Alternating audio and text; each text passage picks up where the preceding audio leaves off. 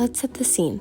There's a UC Davis student named Mark who is taking a leisurely stroll through the Arboretum to walk off the Segundo dining hall food he had just consumed, when suddenly, he stumbled upon a tree with an extremely large clump of branches. It's too large for any living bird to occupy, he thought, so naturally, he jumped to the very reasonable conclusion that the meteor definitely didn't take out all those dinosaurs, and they have been peacefully occupying the Arboretum.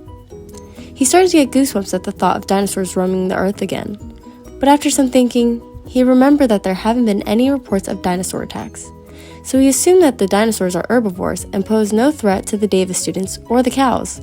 So he shrugged his shoulders and continued peacefully on his walk. Now, if Mark had just stopped to make a quick Google search, he would have found a much more reasonable explanation. The nest is actually a common case of witch's broom disease. Witch's broom disease was first discovered by Rostrup in Norway in 1883, but it's still a pretty understudied disease. It can sometimes be confused by a bird's nest because witch's broom disease is caused by the proliferation of shoots with short internodes that can look like a bundle of twigs, or a witch's broom. The unusual growths are known as phylanthes, phyllodes, or chloranthes. It is a deformity or structural alteration to trees and or woody plants, and affected leaves and shoots may become discolored, distorted, and dwarfed. Witch's broom disease can cause damage to over 1,000 species.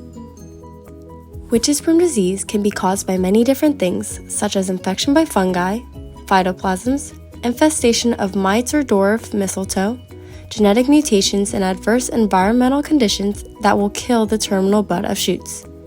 The growth around the witch's broom may become less vigorous, indicating that the witch's broom may divert nutrients from other parts of the plants. Although there are many ways that plants can develop witch's broom, we are going to focus on how phytoplasmas cause it. Phytoplasmas are bacterial plant pathogens that are transmitted from plant to plant by phloem-feeding insect hosts like leafhoppers, plant hoppers, and psyllids. When a healthy insect feeds on an infected plant, the phytoplasma first enters the insect gut through acquisition feeding. The phytoplasmas have to overcome the insect's gut, hemosol, and salivary gland barriers in order to be able to be transmitted to plants. Once successful, they are able to be transmitted from the plant to the phloem of a healthy plant through inoculation feeding. Once they enter the cell, they then can begin causing many unique symptoms in the plant, like witch's broom. For insect transmission, phytoplasma utilizes plasmids that encodes a replication initiation protein, or REP, that undergoes rolling circle replication. They then use the sect-dependent protein translocation system to secrete effector proteins into the cytoplasm of host cells. Several effector proteins of the AYWB phytoplasma target nuclei of plant cells are likely involved in the manipulation of plant processes.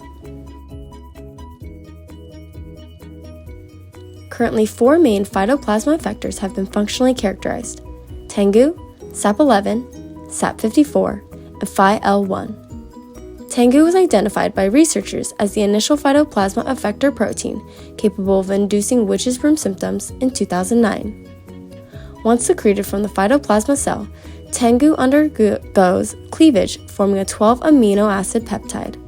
This peptide is subsequently transported to the shoot apical meristem, where it hinders the signaling pathway of the plant hormone auxin, leading to the manifestation of witch's broom symptoms.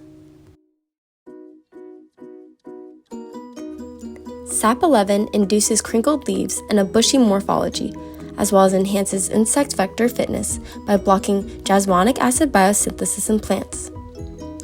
Jasmonic acid is important because it is synthesized in response to multiple stresses such as herbivory and pathogen attack.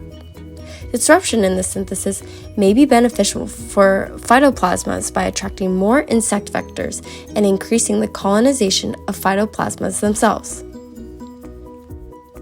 Moving on to the next effector protein, SAP54 induces a transformation in plants, altering them into leaves and transforms plants into a more appealing host for the leafhopper vector's egg-laying and reproduction. By promoting degradation of proteins governing crucial developmental processes in flowering plants, SAP54 creates a novel allure, making these plants more attractive targets for insects infected with phytoplasma. Finally, Phy-L1 is a homologue of the phytoplasma effector SAP54 and similarly impacts floral development in plants. As a result, Phy-L1 also influences the plant's attractiveness to potential phytoplasma-infected insects. Although SAP54 and Phy-L1 do not directly contribute to the formation of witch's broom, they increase the phytoplasma's chance of infecting other hosts, which increases the chances of other plants to get witch's broom disease.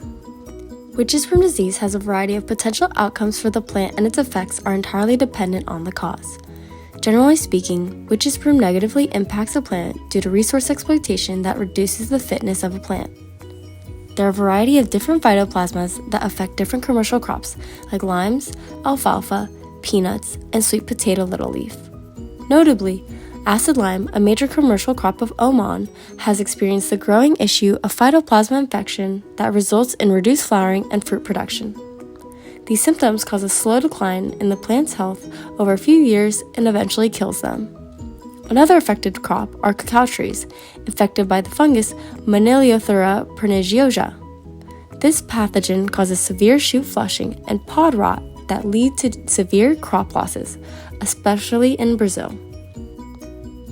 Once a plant has been infected, there is not much that can be done to save it, with the most effective strategies being to kill the plant before it can spread the disease to other crops. Strategies to mitigate plant loss from witch's broom disease pathogens vary from fungicides to grafting disease-resistant rootstocks. But these strategies create large economic barriers to farmers.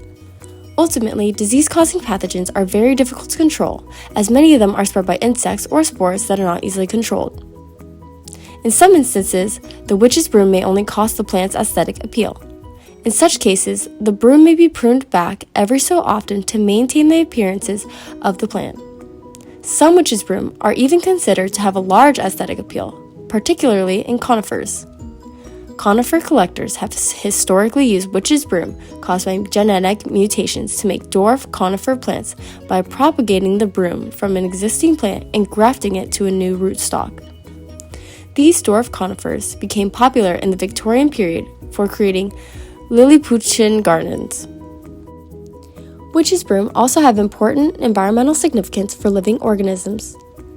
Witch's broom play an important role in providing nests for the northern flying squirrel.